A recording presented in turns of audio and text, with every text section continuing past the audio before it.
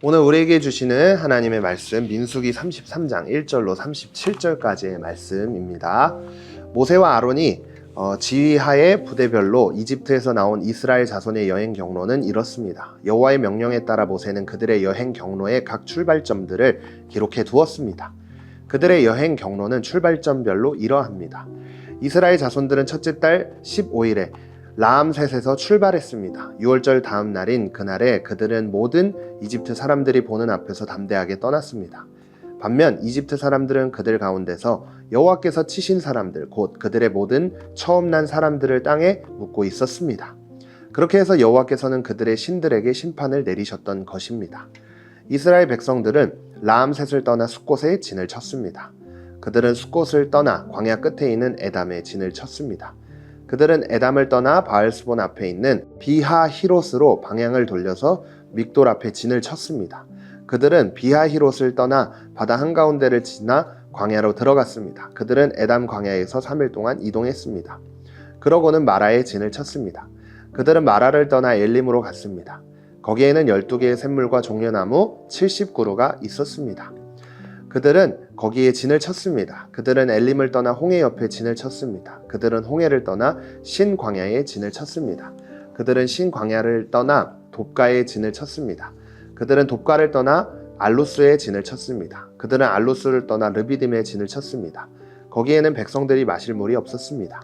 그들은 르비딤을 떠나 신의 광야에 진을 쳤습니다. 그들은 신의 광야를 떠나 기브롯 핫다와에 진을 쳤습니다. 그들은 기브롯 핫다와를 떠나 하세롯에 진을 쳤습니다. 그들은 하세롯을 떠나 림마에 진을 쳤습니다. 그들은 림마를 떠나 림몬 베레스에 진을 쳤습니다. 그들은 림몬 베레스를 떠나 림나에 진을 쳤습니다. 그들은 림나를 떠나 리사에 진을 쳤습니다. 그들은 리사를 떠나 그엘라다에 진을 쳤습니다. 그들은 그엘라다를 떠나 세벨산에 진을 쳤습니다. 그들은 세벨산을 떠나 하라다에 진을 쳤습니다. 그들은 하라다를 떠나 마켈롯에 진을 쳤습니다. 그들은 마켈롯을 떠나 다핫에 진을 쳤습니다. 그들은 다핫을 떠나 데라에 진을 쳤습니다. 그들은 데라를 떠나 미가에 진을 쳤습니다. 그들은 미가를 떠나 하스모나에 진을 쳤습니다. 그들은 하스모나를 떠나 모세롯에 진을 쳤습니다. 그들은 모세롯을 떠나 브네야 아간에 진을 쳤습니다.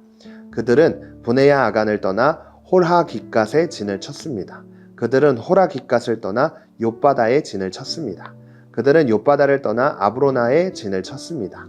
그들은 아브로나를 떠나 에시온게벨에 진을 쳤습니다. 그들은 에시온게벨을 떠나 신광야 곧 가데스에 진을 쳤습니다. 그들은 가데스를 떠나 에돔 땅의 끝에 있는 호르산에 진을 쳤습니다. 아멘. 어느덧 계속해서 나누던 민수기 말씀도 이제 어느 정도 마무리가 되어가고 있습니다. 특별히 오늘 말씀은 이집트 땅을 나와 40년이라는 긴 시간 동안 광야에서 보냈던 날들을 되짚어보는 장면을 기록하고 있는데요. 이스라엘 백성들이 이집트를 떠나고 어느 곳에서 어떻게 지냈는지를 짧게 요약해 기록하고 있는 것을 확인할 수 있습니다. 특별히 이 장면을 통해 결론부터 이야기해보자면 이스라엘 백성들이 이집트를 떠나온 그 시간부터 끝까지 하나님께서 인도해 주셨다는 것을 알 수 있습니다.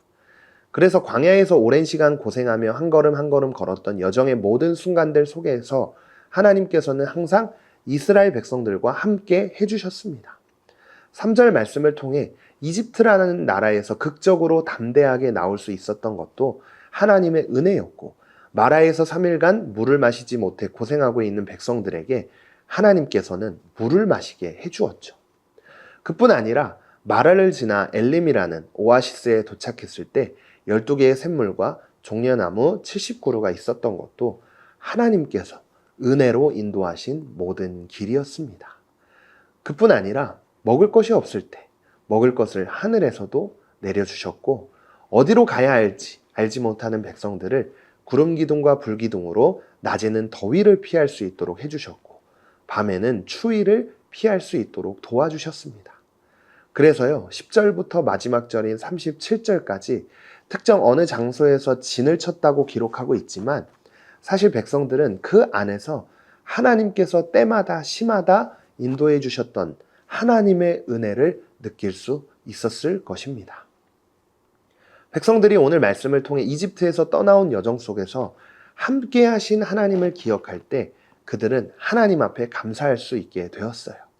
무엇보다 하나님께 영광을 올려드릴 수 있는 마음으로 변화되는 축복을 누리게 되었을 것입니다. 전에도 한번 이야기했지만 우리가 믿음의 길을 걸어가면서 하나님을 향한 나의 마음이 이전과 같지 않을 때, 그리고 예배를 드려도 아무런 느낌도 감정도 없어질 때 우리는 지금까지 우리를 지키시고 보호하시고 함께 하신 하나님을 돌아보는 것이 중요하다고 전에 제가 이야기한 적이 있었는데요. 내가 계획했던 대로, 내가 원했던 대로, 내가 바라보고 걸어갔던 대로 가지 못할 때도 있죠. 하지만 나중에 돌이켜서 보면 그렇게 된 것이 은혜였다는 것을 알 수 있습니다. 항상 하나님은요, 우리의 삶 속에서 가장 좋은 것을 주시는 분이에요. 가장 알맞은 길을 인도하시는 하나님이십니다.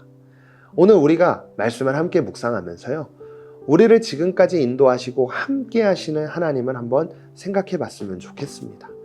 이 땅에 태어나서 사랑하는 가족들과 함께 하루하루를 보낼 수 있는 것, 그리고 매일매일 맛있는 밥을 먹고 친구들과 하루하루 행복하게 보낼 수 있는 것, 당연한 것 같지만 하나님께서 우리를 지켜주시는 은혜가 있기 때문에 우리는 이 모든 것들을 누릴 수 있는 것입니다.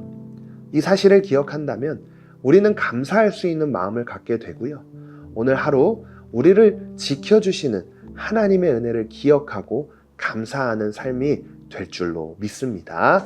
오늘 함께 첫 번째로, 이스라엘이 하나님을 여러 번 실망시켰을 때에도 하나님은 그들을 끝까지 포기하지 않으셨습니다. 그것이 나를 향한 하나님의 마음임을 알고 있나요? 두 번째로, 하나님은 지금껏 나를 어디에서 어떻게 인도하셨나요? 하나님과 나의 시간들을 되새기고 기록해보면 어떨까요?